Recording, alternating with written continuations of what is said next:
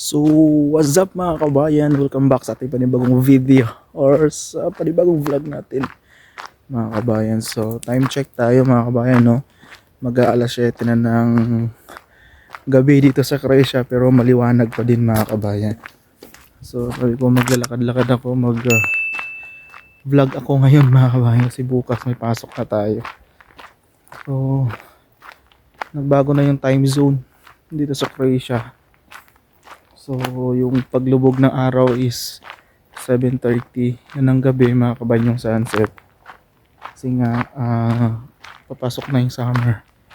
So, ganito dito sa Croatia. So, pagdating ng May mga kabayan, mababago na naman yan.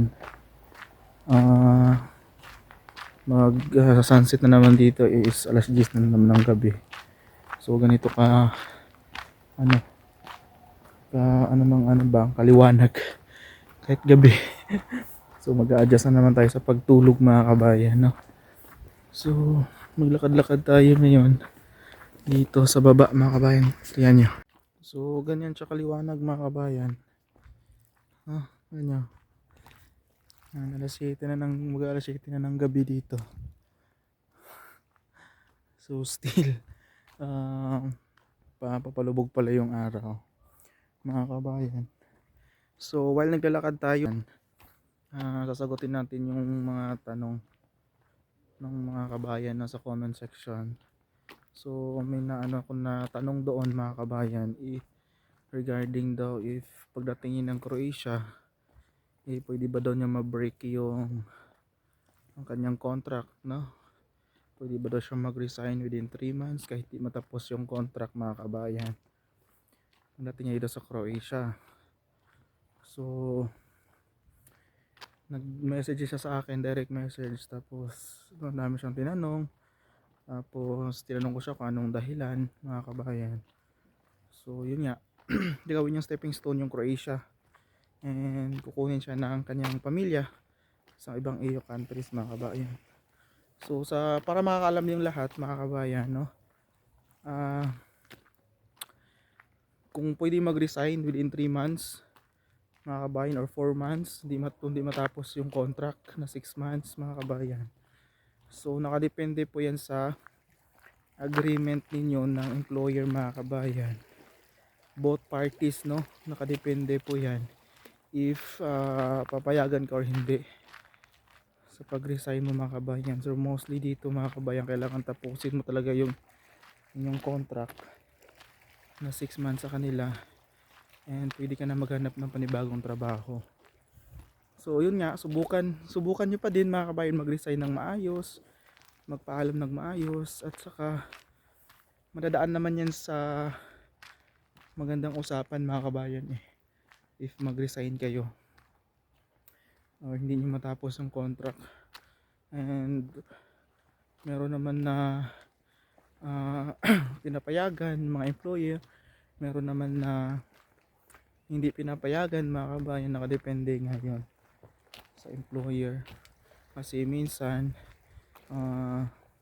for example, employer yung nagastos sa inyo papunta dito sa Croatia, meron naman yung kayo gumastos mga kabayan ng inyong mga papers and papayag naman sa employer. So kailangan lang talaga both parties mag-usap, magkipag-usap ng maayos. Huwag lang kayo magranawi mga kabayan kasi in case na hindi maganda yung trabaho nyo dun sa ibang EU countries, anytime pwede kayo makakabalik sa Croatia at pwede kayong bumalik sa mga amo ninyo mga kabayan. So kailangan makipag-usap tayo ng maayos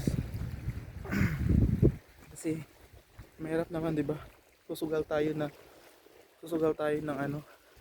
ng ganyan, tapos hindi pala maganda yung mapuntahan natin doon. Paswerte-swerte nga mga kabayan.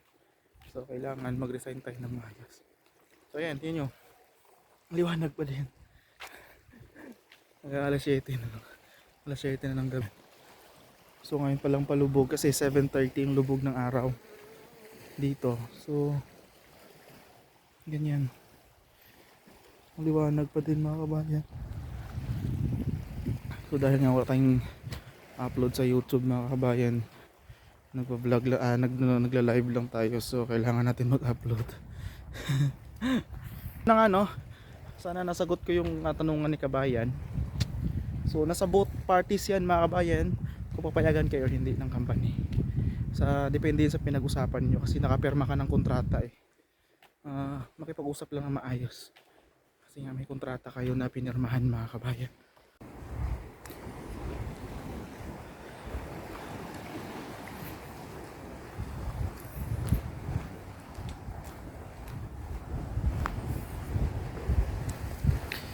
So ayan, palubog na yung araw. 7 na. So sana nasagot ko yung ano na kabayan, no, yung kanyang hinaing mga kabayan, yung kanyang comment. Sana nasagot natin yun.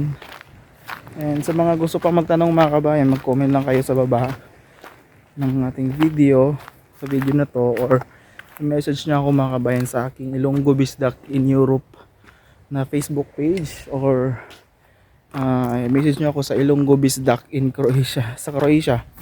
Meron akong main account mga kabayan. So mamaya time slap natin tong paglubog ng araw mga kabayan. Fast forward natin, kukunan natin ng video, kasi ito talaga yung spot ko lagi dito. Dito ako lagi tumatambay talaga pag magva-vlog ako, nagawa ko ng video mga kabayan. Dito talaga ako gumagawa, kasi ang ganda ng andito ng vibes ng video, tsaka makapag-isip ako masasabihin ko mga kabayan. So ayun na nga, no, sana malinaw sa inyo mga kabayan. At sa mga kababayan pala nagtatanong ng mga jobs hiring mga kabayan, ng mga agency sa Pilipinas pala at saka agency sa Middle East, meron pa akong mga vlog dyan mga kabayan, pwede nyo pong panoorin ulit. May mga link po dyan sa baba ng mga video na yan. Pwede kayong mag-apply dyan sa mga agency na yan mga kabayan, kasi legit yan, and under yan ng PWE sa Pilipinas, and mga agency dito din sa Croatia mga kabayan. So ayun, sana makatulong sa inyo yung mga vlog ko mga kabayan, and maraming salamat sa mga nagsusubscribe. Umabot na tayo ng 12,000 subscriber and 100 plus mga kabayan. So maraming salamat sa inyo sa walang sawang suporta, even doon na hindi kayo nagko-comment minsan, and hindi kayo nanonood ng mga mga live ko, no? Gusto ko mag-live kasi ni mga kabayan, kasi gusto ko masagot agad yung mga tanong ninyo, kasi pag sa comment section kasi mga kabayan, minsan natatabunan yung mga comments, so hindi ko na makikita. So pasensya na sa mga hindi ko na nare-replyan mga kabayan. Kaya like ko sinasabi, you can message me on my Facebook page mga kabayan directly, para ma-replyan ko kayo kaagad. Ayan. At saka mga nag-aantay ng visa mga kabayan, antay-antay lang kayo sa inyong visa. Hindi pa naman may may buwan pa naman, kasi yung start dito is May mga kabayan. Malamig pa yan dito sa Croatia eh. So mga May ng katapusan May katapusan, nandito na kayo sa Croatia niyan mga kabayan. So antay lang kayo ng working visa and yung working permit mga kabayan, antay lang natin. So ayun lang mga kabayan. So maraming salamat sa inyo. Basta sa pag-resign mga kabayan, na hindi pa tapos yung contract, nakadepende po yun ha. Ulitin ko, nakadepende po yun sa both parties mga kabayan. If papayag yung employer sa pinag-usapan ninyo, no, basta mag-resign lang ng maayos mga kabayan bago lumipat sa ibang EU countries, para pwede ka pang makabalik soon dito sa Croatia mga kabayan. So yun lang. And sa mga bagong subscriber natin at sa mga bagong manonood dito, please don't forget to subscribe my YouTube channel, click notification bell mga kabayan. Malaking tulong po yan sa akin. And share natin yung ang video natin mga kabayan, or comment down below mga kabayan. Follow nyo din aking Facebook page, Ilonggo Bisdak in Europe mga kabayan. At yun lang, and see you around here in Croatia mga kabayan. God bless po. Bye.